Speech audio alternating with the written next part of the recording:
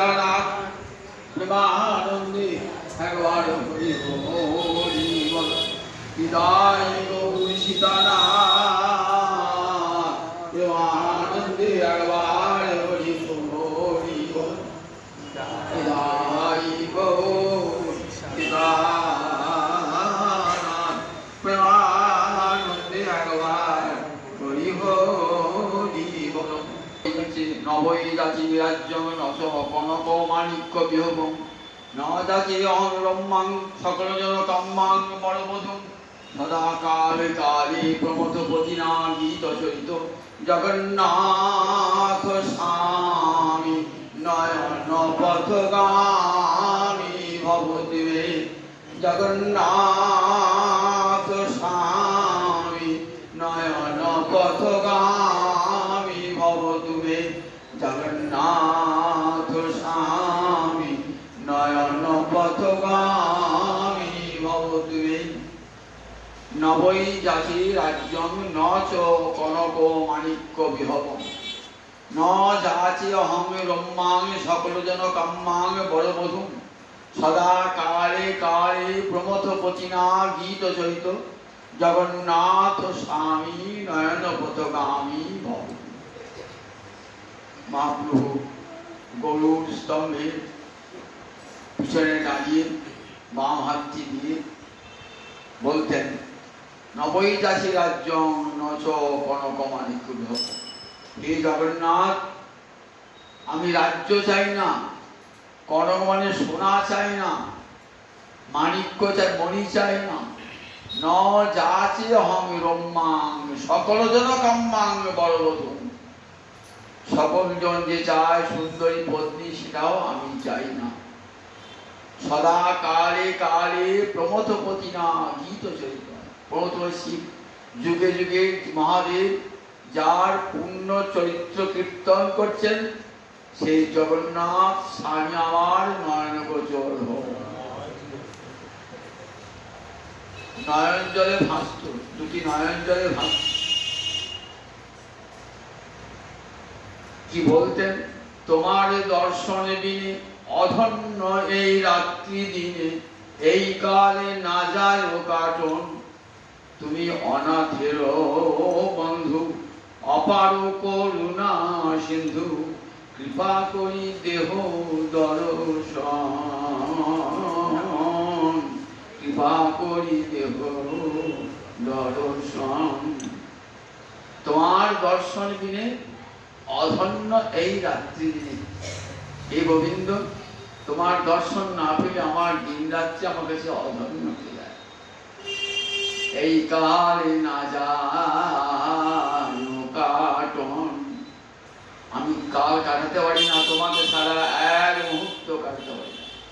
তুমি অনাথের বন্ধু অপার করুণা সিন্ধু কৃপা করি দেহ দর্শন। তোমার নাম জগবন্ধু, তুমি জগতের বন্ধু। তোমার অপার কৃপার সমুদ্র, কৃপা পারাবার সজল জলর সেই ছিল অপূর্ব তোমার করুণা। কৃপা করি দর্শন দাও। নয়ন জলে ভাসতেন, সর্বদামোদর কাছে থাকতো, গোবিন্দ কাছে থাকতো। বলছে দেখো গোবিন্দ, দেখো স্বরূপ, আমার কৃষ্ণের কেমন রূপ দেখাবা, এমন রূপ দেখলে আর নয়ন ফেরানো যায় না।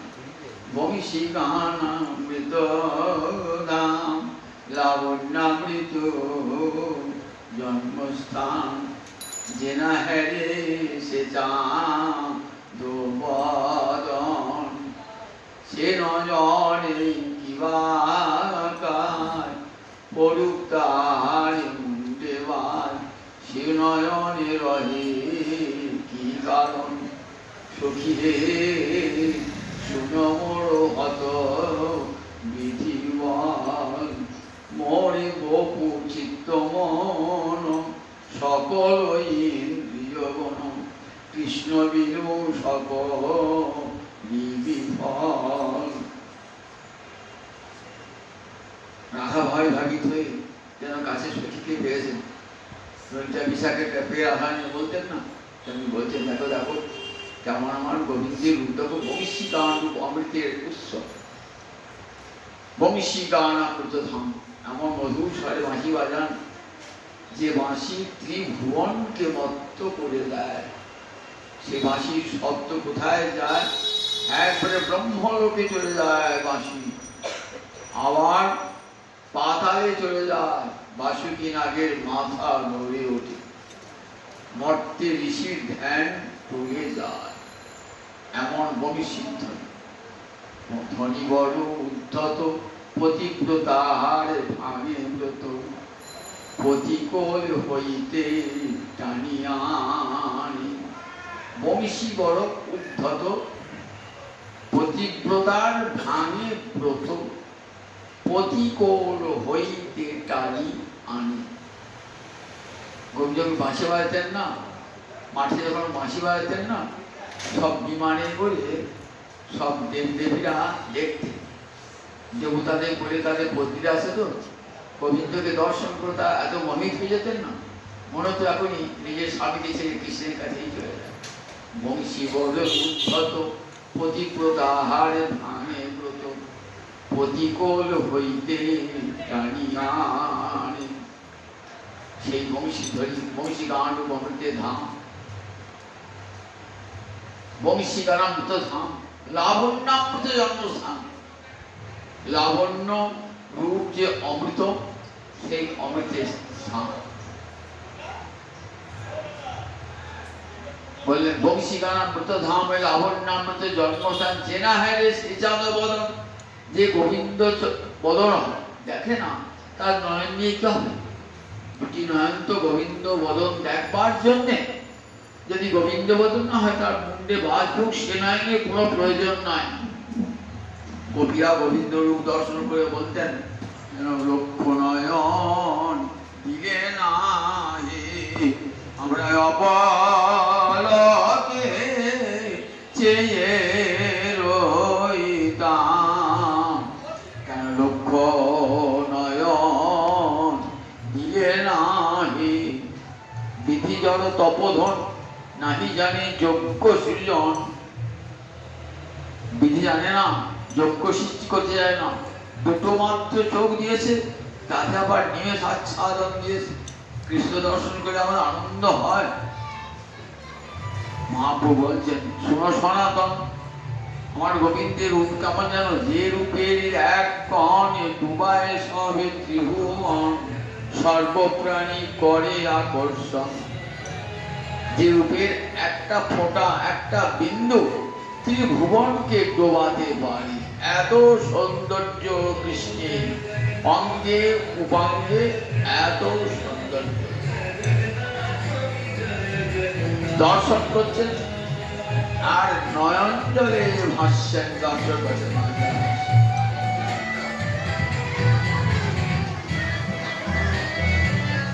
দর্শন করতে করতে এত মোহিত হয়ে গেছেন, মোহিত হয়ে গেছেন। মহাপ্রভু দুটি নয়ন তো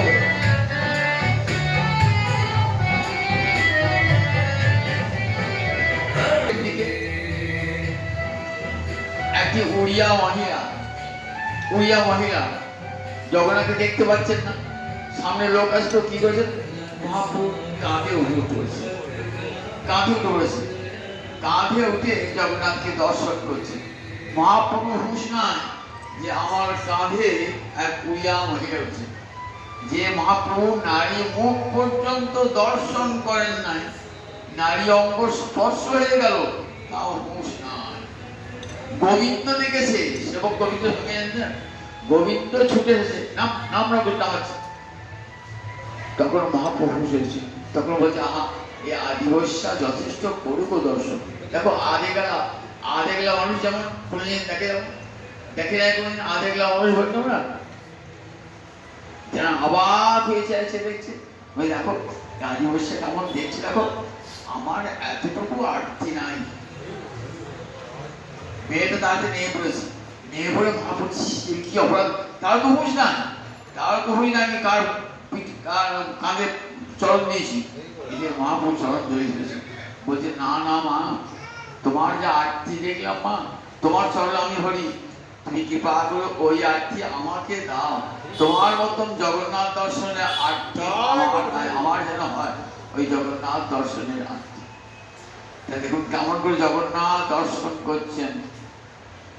জগন্নাথ দর্শন করতে করতে কেমন অবস্থা দেখুন, উপরে যে কাঁধে চেপেছেন এক মহিলা জানতেও পারছেন না।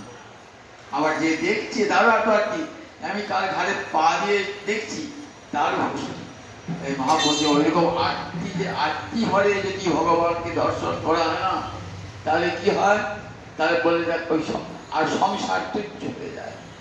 ব্রহ্মা গোবিন্দকে দর্শন করছে হৃদয়ে, দর্শন করে কি বলছেন, প্রেমাঞ্জল ছুরিত ভক্তি বিলোচনেন সন্ত সদৈব হৃদয়েষু বিলকয়ন্তি ইয়ং শ্যাম সুন্দরং অচিন্ত গুণ স্বরূপং গোবিন্দং আদি পুরুষং তমহং ভজামি। গোবিন্দ তোমাকে দেখতে হয় প্রেমের কাজল মাখা নয়নে, প্রেমাঞ্জল ছুরিত ভক্তি বিলোচনেন। আমরা গৌর গোবিন্দ দর্শন করি, প্রেমের কাজল মাখা নয়নে তো দর্শন করি না। যদি দর্শন করতাম তাহলে আর কখনো সংসার করতে পারতাম না স্ত্রী পুত্রকে সঙ্গে নিয়ে। যে দেখার মতো দেখতাম, তো দেখার মতো নয়। সংস্কার বসে যায়, ঠাকুর আছেন প্রণাম করতে হয়, দেখতে হয়, দেখে তাই দেখার মতো যদি নয়ন থাকতো, সে নয়ন কেমন না বলছেন প্রেমাঞ্জল ছুরিত ভক্তি বিলোচন, প্রেমের কাজল মাখা নয়নে গোবিন্দ দর্শন করতে হয়। তখন বলা যায় যে গোবিন্দের অঙ্গে উপাঙ্গে কত সৌন্দর্য, কত মাধুর্য। সেই গোবিন্দ রূপ দর্শন করলে আর সংসারে কারো দিকে মুখ ঘোরাতে হবে না। এমনি করে মহাপ্রভু জগন্নাথ দর্শন করতেন, জগৎকে শিক্ষা দিয়েছেন। দেখো এমনি করে দেখো আমার গোবিন্দকে ভুজে সভ্যে বেনমি শিরসে শিখি বুঝ কচিতটে দুকুলং নিত্যান্তে সহচর কটাক্ষঞ্চ বিরলতে সদা শ্রীমদ বৃন্দাবন বসতি লীলা পরিচয় জগন্নাথ স্বামী নয়ন পথগামী ভবতী। বাম হাতে মোহন বাসিটি, মাথায় ময়ূরীর পাখা, কচিতটে দুকল্পিত বসন, আর নয়নখানি বাঁকা রাধানীকে দর্শন করছে নয়নখানি বাঁকিয়ে। বৃন্দাবনে তুমি সব সময় ক্রীড়াপরায়ণ লীলাপরায়ণ, সেই গোবিন্দ আমার নয়ন গোচর হও। আমরা কত কত ভক্তি জীবনী পাই যারা একবার জগন্নাথকে দর্শন করেছেন না, তারা মন প্রাণ সব বিসর্জন দিয়ে আর সংসারে ফিরতে পারেন না। আমি একটি ভক্তি কথা শোনা বলতে, মাধব দাস বাড়ি কান্নকুব্জ, কনৌজ। কান্নকুব্জ মানে উত্তরপ্রদেশে এখন যেখানে কনৌজ বলা হয়, সেই কান্নকুব্জে বাড়ি। পণ্ডিত আবার ভক্ত। পাণ্ডিত্যের সঙ্গে ভক্তি যোগ খুব কম দেখা যায়। যারা পণ্ডিত হয় তাদের ভক্তি হয় না, আর যারা ভক্তিমান তারা পণ্ডিত হয় না। কিন্তু পাণ্ডিত্যের সঙ্গে ভক্তির মণিকাঞ্চন যোগ খুব কম দেখা যায়।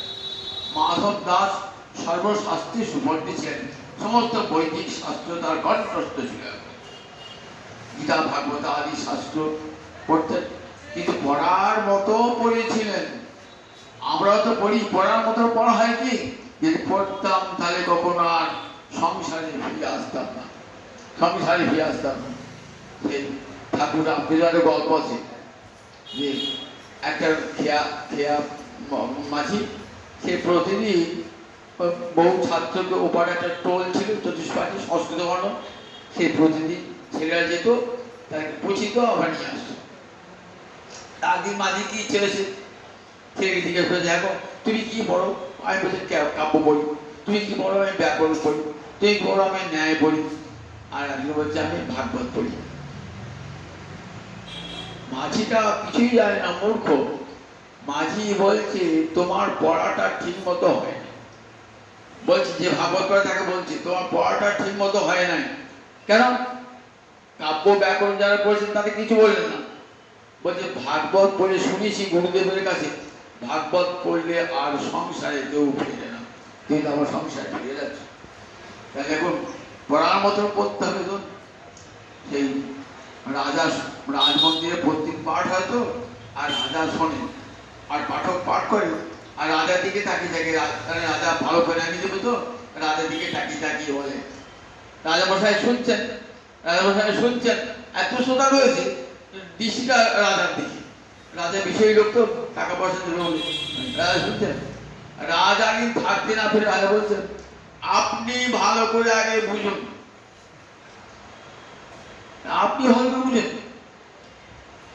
মনটা রাজার কথা বললেন না, বাড়ি এসে শ্রীমদ্ ভাগবত পড়ছেন, ভালো করে বুঝছেন, তখন বুঝলেন যে ভাগবত অর্থ লাভের জন্য নয়, রাজা আমাকে শিক্ষাটা দান করলেন। ভাগবত সেবা, অর্থ সংগ্রহের জন্য ভাগবত নয়, ভাগবত একটা সেবা। এটা রাজা আমাকে বুঝিয়ে দিলেন যে দেখো, আমার অনুগ্রহ পাবার জন্য তুমি কারো দিকে দৃষ্টি থাকে না, আমার যেখানে আমি ধনী বলে, আমি বোদ্ধা বলে নয়, আর তো ভক্ত রয়েছে কি তোমার দৃষ্টির পণ্ডিত আমার দিকে, তাই বলো পড়তে পড়তে আর আসছেন না। রাজা খোঁজতে গেলেন যে পড়তে কোথায়, ওই যাচ্ছেন না তারা পাঠ করতে। তা বললে কেন পাঠ করতে যাচ্ছে না জানো, আপনি ওকে শিক্ষা দিয়ে দিয়েছেন, আগে সত্যি আপনি সন্তুষ্ট হবেন, খুশি হবেন, আমাকে বড় প্রণামী দেবেন, সেই জন্যে আপনার প্রীতির জন্য আমি পাঠ করতাম, গোবিন্দ প্রীতির জন্য নয়।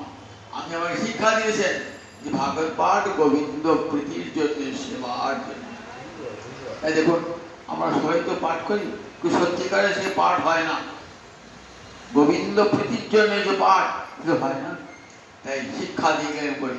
তাই বলছেন দেখো, মাধব দাস এরকম পণ্ডিত ছিলেন, পাঠ করতেন, বিভিন্ন দেশ যেখানে যেখানে তীর্থকে সব ঘুরেছেন, ঘুরতে ঘুরতে শ্রীধাম জগন্নাথ ক্ষেত্র পুরুষোত্তম ধাম এসেছেন।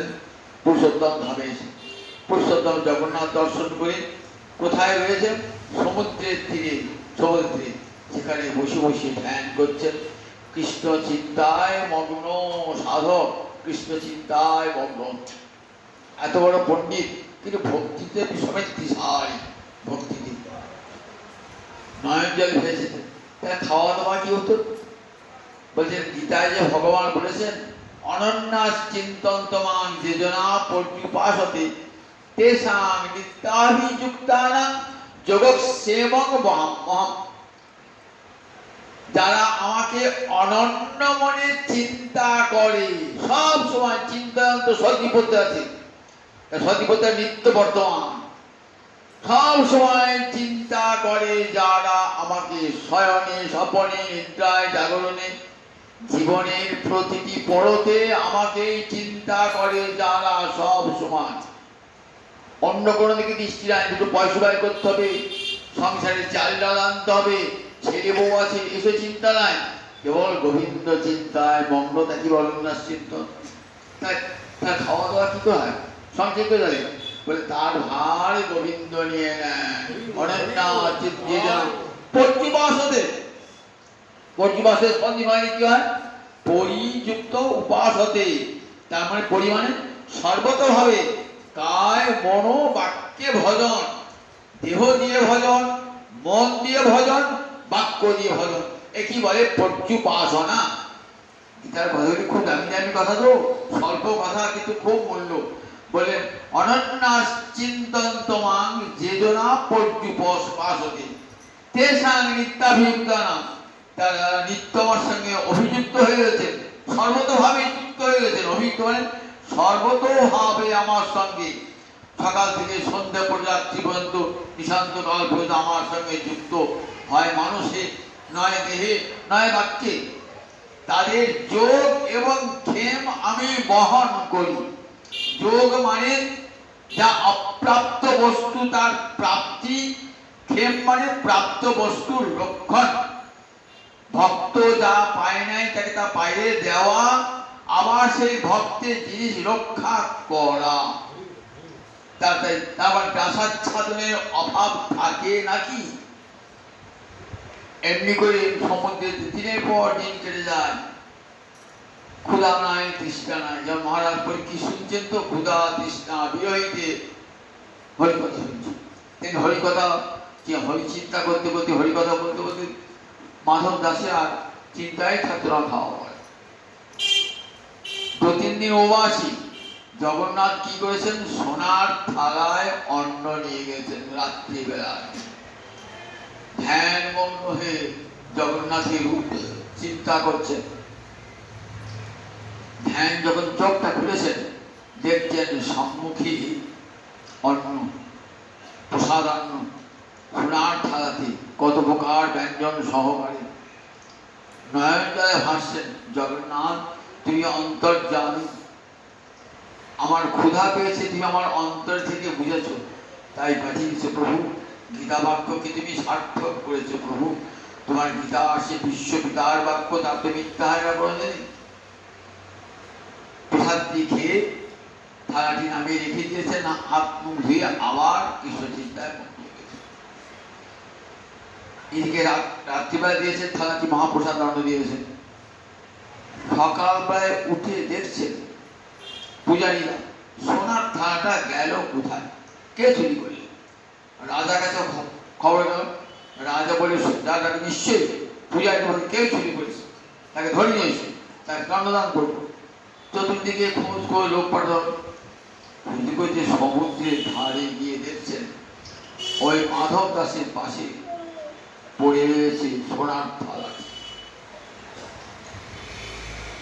পান্ডারাকে ধরে নিয়েছে, তুমি চোর, সাধু ভণ্ডামি করছো, চুরি করেছো। মানুষ বলছে আমি চুরি করি নাই, আমাকে জগন্নাথ রাত্রে এসে দিয়ে গেছে, আমি জানিও না। বলে মিথ্যা কথা বলার জায়গা পাও নাই, ভণ্ডামি করার জায়গা পাও নাই। জগন্নাথ এসে তোমাকে আমি সোনার থালা ভাত অন্ন দিয়ে গেলেন। মারতে মারতে নিয়ে গিয়েছে মাধবকে, মাধব মারি খাচ্ছে, নিয়ে গিয়ে কারাগারে ভর্তি করেছেন। রাজা শুনলেন এই মাধব দাস সোনার থালাটা চুরি করেছে। মাধব কারাগারে বন্দি গেছেন।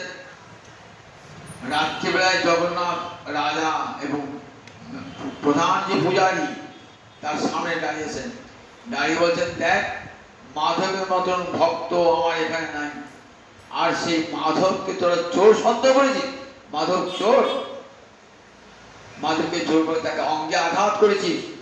দেখ রাজা, যদি মাধবের পায়ে ধরে ক্ষমা সে না নিস তাহলে তোকে বংশ বংশ। রাজা ঘুম ভেঙে গেল, যখন সেই বুদ্ধ মূর্তি দিকে ঘুম ভেঙে গেল, ছুটে এসে পান্ডাকে পান্ডা বলে আমিও খবর দিচ্ছি, যাও যাও যাও শিগগির যাও, কোথায় মাধব দাস। সেখানে মাধব দাসকে নিয়ে এলেন, চরণ ধরে ক্ষমা চাইলেন। মাধব দাস চরণ ধরে ক্ষমা চাইলেন, বললেন মাধব আমরা বুঝতে পারি নাই, তুমি এমন জগন্নাথের ভক্ত, স্বয়ং জগন্নাথ পর্যন্ত স্বপ্নে দেখা দিয়ে জানালেন। মাধব দাস নয়ন জলে ভাসছে, প্রভু তোমার এত করুণা। কারাগার থেকে মুক্ত করে দিলেন। নয়ন জলে ভাসছে, প্রভু তোমার ইচ্ছাতে আমি কারাগারে বন্দী হয়েছিলাম, আবার তোমার ইচ্ছাতে ছাড়া পেলাম প্রভু। কোনো ক্ষোভ নাই, কোনো ক্ষোভ নাই। প্রহ্লাদের মতন, প্রহ্লাদকে কখনো পিতা পাহাড় থেকে ফেলে দিচ্ছেন, কখনো মাটি নিচে পুঁতে দিচ্ছেন, কখনো সমুদ্র জলে ফেলে দিচ্ছেন, কখনো কারাগারে রেখে দিচ্ছেন, কোনো ক্ষোভ নাই। তার যে কৃষ্ণ চিন্তার বিরতি নাই, কৃষ্ণ চিন্তার বিরতি নাই। মাধব দাসের চিন্তায় ছিল কারাগারে, মার খেয়েছি কোনো অসুবিধা, তার ইচ্ছাতে আবার ছাড় পেয়েছি, তার ইচ্ছাতে ছাড় পেয়েছি, সব কিছু কৃষ্ণ চরণে সমর্পণ করেছে। বড় পণ্ডিত নামও হয়েছে, খুব নাম হয়েছে। কাশীর এক পণ্ডিত এসেছে, সবাইকে তর্কযুদ্ধে পরাজিত করে শুনেছেন। পুরী ধামে এক বড় পণ্ডিত আছে, তার নাম মাধব দাস। মাধবের কাছে এলেন, পণ্ডিত তুমি আমার সঙ্গে তর্কযুদ্ধে এসো, দেখি তুমি কত বড় শাস্ত্র জানো। মাধব তো সঙ্গে সঙ্গে আমি তো কিছুই শাস্ত্র জানি না, আমি কিছুই শাস্ত্র জানি না, আমি কি আপনার কাছে পারি? আমি কোনো শাস্ত্রী বই না, আমি মূর্খ, আমি অধম, কিছুই জানি না। আমি জগন্নাথের চরণে পড়ে আছি, আপনাদের তো পণ্ডিতের চরণে পড়ে আছি, আমি কিছু জানি না। তর্ক জিততে আমি তর্ক করবো না, আমার সঙ্গে আপনার সঙ্গে আমি পরাজিত, লিখে দাও আমি পরাজিত। লিখে দিলেন, দিয়ে গেলেন, পণ্ডিত জিতিল মাধব হারিল, পণ্ডিত জিতিল মাধব হারিল। পণ্ডিত তো খুব উৎসাহ, আমি পণ্ডিত গাইছি, জগন্নাথ ধারে পণ্ডিত গাড়ি খুব যাচ্ছে, আনন্দ করে যাচ্ছে। কাশিতে গিয়ে সব পণ্ডিত সবাই দেখাচ্ছেন, দেখো আমি বিজয়পত্র নিয়ে এসেছি। বিজয়পত্র যে নিয়ে এসেছেন, বলে কি কেন বিজয়পত্র? দেখছে চিঠে উল্টো লেখা, কি লেখা আছে? মাধব জিতিল পণ্ডিত হারি। মাধব জিতিল পণ্ডিত হারি, এই তো মাধব জিতিল পণ্ডিত হারি। তুমি জয় হয়েছে বলছো? আমাকে লিখলো যে মাধব হারিল পণ্ডিত জিতিল। তাই এটা এমন হয় কি করে? রূপ ধরে আবার চলে গেছেন কোথায়? মাধব দাসের কাছে চলে গেছেন পুরীহাট। মাধব দাস তখন কুটিরে নাই, তখন ভগবান নিজের মাধবের রূপ ধারণ করেছে। মাধবের রূপ ধারণ করেছে, ঠিক আছে তোমার সঙ্গে আমি তর্ক যুদ্ধ করতে শুনি। জগন্নাথ, মাধব তো নাই, জগন্নাথই মাধবের রূপ ধরেছে, এই সমস্ত তর্কে শুনি। কিন্তু একটা শর্ত, যে হেরে যাবে সে মুখে চুনকালি বাঁধবে আর গাধার পিঠে চড়ে এই সারা জগন্নাথ ধাম। রাজি? তর্ক যুদ্ধে খান করে সমস্ত একবার পরাজিত করে দিলেন। পরাজিত করে এইবার বলছেন, তাহলে দেখো পণ্ডিত, তোমার তো অহংকার ছিল, অহংকারটা কেমন চূর্ণ করে দেখো, ভগবান কেমন অহংকার চূর্ণ করেন। এত বড় মাধব, তোমাকে দেখো আমার ভক্তেরা কখনো চায় না যে করে দেখবে বিজয়ী হই। তারা নিঃশর্তে দেখো আমার রূপ সনাতনের কাছে কত পণ্ডিত এসেছেন, সঙ্গে সঙ্গে বিজয়ের পত্র লিখে দিয়েছেন। তারা চান না যশ প্রতিষ্ঠা সুপরিবিষ্ঠা মেখে এলে সারা গায়ে। আমরা শুনেছেন তো শ্রী গোস্বামীকে, শ্রী গোস্বামী কি আমার জ্যাঠা, আমার দুই জ্যাঠামশাই তো তাকে পণ্ডিত হারিয়েছ, এত বড় স্পর্ধা তোমার পণ্ডিতে। আমি তাদের ছাত্র শিষ্য ভ্রাতুষ্পুত্র পুত্রতুল্য, আমি তাদেরকে শিখেছি, আমার কাছে তর্ক করে শ্রী গোস্বামী পাদ তাদেরকে হারিয়ে দিয়েছেন। একটা ছোট ছেলের কাছে হেরে গেল, লজ্জায় সবাই হাসাহাসি করছে, খুব লজ্জা পেয়েছি যাচ্ছে সবাই শ্রীজীবের জয় ধ্বনি করতে করতে আসছে। রূপ সনাতন শুনতে পেয়েছেন যে শ্রীজীব নিশ্চয়ই পণ্ডিতকে অপমান করেছে, নিজের বিদ্যার অহংকার দর্শন করেছে। রূপ গোস্বামীর শিষ্য তো কাকার জ্যাঠার কাছে দীক্ষা নিয়েছিলেন শিব গোস্বামী পাদ, বললেন আমি তোমাকে আজ থেকে পরিত্যাগ করলাম, যশ প্রতিষ্ঠা সুপরিবিষ্ঠা মেখে এলে সারা গা। যশ প্রতিষ্ঠা কেমন? সুপরিবিষ্ঠা তুল্য, সারা গায়ে তুমি মেখে এসেছো, সুতরাং অপবিত্র, আমি তোমাকে আর গ্রহণ করবো না, এই আশ্রমে তুমি স্থান পাবে না। শ্রী গোস্বামীকে তাড়িয়ে দিলেন। নন্দঘাটের কাছে গিয়ে একটা গাছতলায় বসে বসে কাঁদতেন দিবারাত। সত্যি বলে তুমি কিছু শিক্ষা পাও না? দুই পণ্ডিত বিদগ্ধ জ্যাঠামশাই বৈষ্ণব তাদের কাছে শিক্ষা পেয়েছো, কি শিক্ষা পেয়েছো? অন্তরে অহংকার গেল না? পাণ্ডিত্যের অহংকার ছিল তো অহংকার, জানো না অহংকার বিন্দুমাত্র অহংকার থাকলে কৃষ্ণ ভক্তি সেখানে আসে না। ভাবলেন যে অপরাধটা ভুলতে পেরেছে। আমার সনাতন গোস্বামী পাদ যাচ্ছেন ভিক্ষা করতে, বাদুকরি করতে যাচ্ছেন, দেখছেন শ্রীজীব গাছতলায় বসে বসে কাঁদছে। দেখে বড় ছেলে ওদের তো খুব মায়া হলো, বলেন চলো শ্রীজীব চলো। নিয়ে গেলেন, নিয়ে গিয়ে নিজের ভাইকে ধমকানি দিচ্ছেন, ভদ্রা করছেন, জীবে দয়া তব পরম ধর্ম, জীবে দয়া তব কয়। কি অলঙ্কার হলো? যমক অলঙ্কার। দুটো জীবের মানে কি বলুন, প্রাণীদের জীবে দয়া তব পরম পশুরা জীবে দয়া করে, জীব বলতে গেলে সমস্ত প্রাণী। আর জীবে দয়া দেবে, শ্রীজীব গোস্বামী তোমার ভাইপো, তোমার শিষ্য, তাই তোমার দয়া করে। জীবে দয়া তব পরম ধর্ম, জীবে দয়া তব। নিয়ে গেলে দেখো দেখো দীনতার অভিমান, সেটাও একটা অভিমান। তুমি নিজেকে দিন ভেবেছো, সেটাও তো একটা অভিমান। আমি যে তোমাকে ত্যাগ করি, সত বলছি রূপ গোস্বামী, তুমি তোমার শিষ্য, আমি যদি তোমাকে ত্যাগ করি তাহলে কি হবে? নাও দেখো তোমার শিষ্যকে পরম আদরে করে টেনে নাও। রূপ গোস্বামী শিবকে করে টেনলেন। জগৎকে একটা শিক্ষা, যেন অহংকার না থাকে, যতক্ষণ অন্তরে অহংকার, সে ধনের অহংকার হোক, আর বিদ্যার অহংকারী হোক, আর রূপের অহংকারী হোক, পাণ্ডিত্যের অহংকারী হোক, যে কোনো অহংকার যদি হৃদয়ে থাকে, তাহলে কৃষ্ণ ভক্তি সেই হৃদয়ে প্রবেশ করে না। গোবিন্দ শিক্ষা দিলেন, ওই জগন্নাথ শিক্ষা দিলেন ওই পণ্ডিতকে, তুমি আমার ভক্তের সঙ্গে তর্ক করতে এসেছ, এত বড় স্পর্ধা তোমার? জানো, আমাকে যে জানে সে সব জানে, আমাকে যে জানে না সে কিছুই জানে না।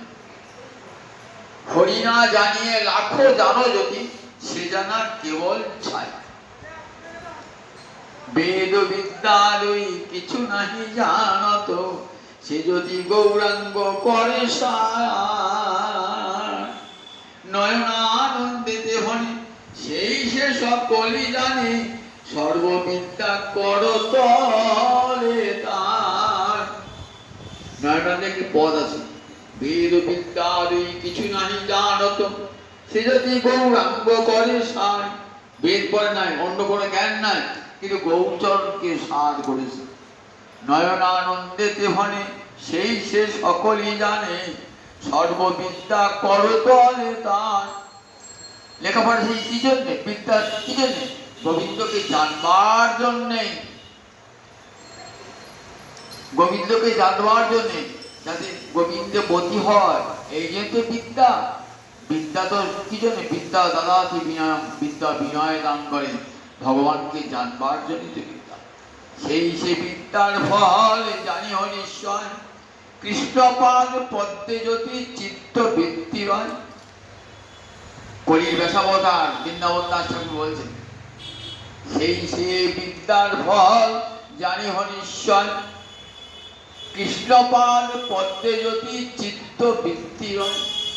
গোবিন্দ চরণে যদি রতি থাকে, জানতে হবে তো বিদ্যা ফল দান করেছে। এদিকে মাধব দাস এসে দেখছেন সেই পণ্ডিত এসেছে, তাহলে কি এতক্ষণ তর্ক করছিল? দেখছেন জগন্নাথ আমার রূপ ধারণকে তর্ক করেছে। জগন্নাথ তখন মাধব তখন জগন্নাথের চরণে পড়েছে, জগন্নাথ অদৃশ্য হয়ে গেলেন। এ প্রভু, তোমার এত করুণা, তুমি আমার মান রক্ষা করবার জন্যে তুমি এসে পণ্ডিতের সঙ্গে তর্ক করেছো। নয়ন জলে ভাসছেন, তোমার এত করুণা। তিনি আবার পণ্ডিতকে নামালেন, নামে গিয়ে তার মুখ হাত সব পরিষ্কার করে বলছেন, হে পণ্ডিত, তুমি বড় পণ্ডিত সত্যি, তুমি, আমি তোমার কাছে ক্ষমা প্রার্থী, আমি তোমার চরণে ধরছি, তুমি যেন আমার অপরাধ নিও না। কতখানি দীনতা! তখন সেই কাশীর পণ্ডিত তার সব অহংকার চূর্ণ হয়ে গেল, যে মাধব এত বড় পণ্ডিত এবং এত বড় ভক্ত, স্বয়ং জগন্নাথ মাধবের রূপ ধারণ করে আমাকে তর্কযুদ্ধে পরাজিত করে আমাকে শিক্ষা দিয়ে গেলেন যে বিদ্যার ফল অহংকার নয়, ভগবৎ চরণে রতি। এই শিক্ষা পেয়ে গেলেন।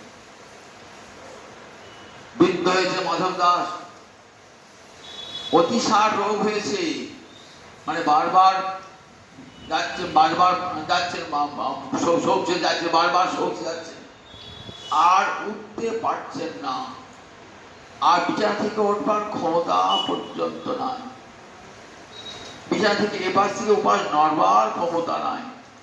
দেখছেন একটা ছোট্ট বালক এসে সেবা করছে, তার মলমূত্র রয়েছে, সেই জায়গা পরিষ্কার করছেন, নিজে হাতে পরিষ্কার করে সেবা করছেন, কাছে বসে থেকে সেবা করছেন। মনে মনে ভাবছেন, এটিকে ভাবছে না, ভাবতে ভাবতে সে বালক অদৃশ্য। তখন বলছেন, জগন্নাথ, তুমি বালক রূপ ধারণ করে এসে আমার সেবা করলে, এত নিষ্কার্য করলে তুমি প্রভু, আমার মলমূত্র রেখে বিছানা, সেই বিছানা পরিষ্কার করলে তুমি আমাকে।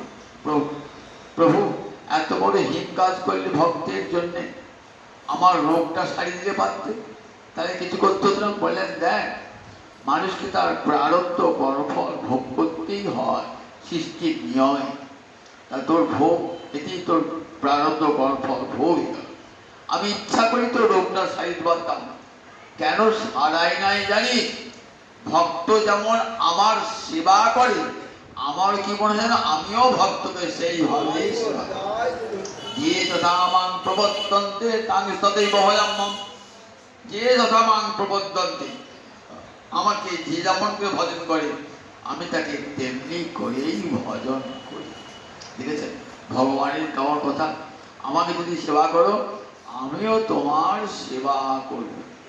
শেষের দিনে সেজনে বিনে কে তোর আপনে হবে রে, শেষের দিনে সেজনে বিনে কে তোর আপনে হবে রে। যিনি আমার সঙ্গে এসেছেন আবার তিনিই সঙ্গে যাবেন, আর কেউ সঙ্গে যাবে না, কেউ সঙ্গে যাবে না। যিনি আমার জন্মের দিন আমার সঙ্গে এসেছেন আবার তিনি আমার সঙ্গে যাবেন। যে পত্নী পুত্র সব ছিল তারা দুদিন কান্নাকাটি করবে, সাধ্য শান্তি করবে, তারপর সব ভুলে যাবে। গোবিন্দ কিন্তু আমার সঙ্গে ছিলেন, আবার আমার সঙ্গেই চলে গেলেন। দেখুন সেই বন্ধু স্বর্ণবন্ধু, তাকে আমরা চিনতে পারি না। এই মাধবদাসের মতো পণ্ডিত চিনেছিলেন বলি জগন্নাথের চরণ সার করেছিলেন। এত পাণ্ডিত্য, সমস্ত পাণ্ডিত্য বিসর্জন দিয়ে দিবারাত্র কেবল নয়ন জলে ভাসতেন আর মাধব জগন্নাথের সেবা করতেন। বৃদ্ধ বয়সে মাধবকে বলছেন, মাধব চল কাঁঠাল খাবো, চল আষাঢ় মাসে কাঁঠাল খাবো চল। বলছেন ঠাকুর তোমার সঙ্গে গিয়ে আমি মার খাই, যখন খুব কাঁঠাল খেতে রাজার বাগানে কাঁঠাল খেতে ইচ্ছে হয়েছে, আমি মার খাবো শেষকালে, কিন্তু ফিরে পালিয়ে আসবে। বলবো না না, তোকে ফিরে পালিয়ে আসবো না, আমি তোর সঙ্গেই থাকবো। মাধব বুড়ো হয়েছি কি করে যাবো, তোমার সঙ্গে ছুটে পারবো? আমি পারবো না তো। বলে তোর করছি, আমি ওকে সঙ্গে চিন্তা কি? বলে আমি তো গাছে উঠতে পারবো না। বলে আমি গাছে উঠছি, আমি গাছে উঠছি, কাঁঠাল বার নিবি। কাঁঠাল পাচ্ছে না, মালি আছে, মালির ধপ্প শব্দ লিখে মালি একটা লণ্ঠন নিয়ে এসে দেখছি কাঁঠাল চুরি করছে ওই সাধুটা। হরিনায় মারা যাওয়ার পর কি লোক আছে, সাধু বেশে চোর। জগন্নাথ তো পালিয়েছে, জগন্নাথ তো পালিয়ে গেছে। বলছেন আমি কাঁঠাল চুরি করি নাই। তুমি কাঁঠাল চুরি করো নাই? তুমি তোমার সামনে তুই কাঁঠাল চুরি করো? বলছে আমি করি নাই। জগন্নাথ আমাকে ডেকে এলো, কাঁঠাল খাবারের ইচ্ছে। জগন্নাথ ডেকে এলো, পাঁচি কোথাকার ভণ্ডামি করবার জায়গা পাও নাই, এদিকে মালা ছিল আর চুরি ঢুকে বেড়াচ্ছ। কাঁঠাল খেতে ইচ্ছে বললে কাঁঠাল নিয়ে আসা। আমি কাঁঠাল খাইনি সত্যি করে। আবার বলছি মিথ্যা কথা, জগন্নাথ কাঁঠাল চুরি করছে। বলে সে কোথায় জগন্নাথ? গাছে জগন্নাথ নাই।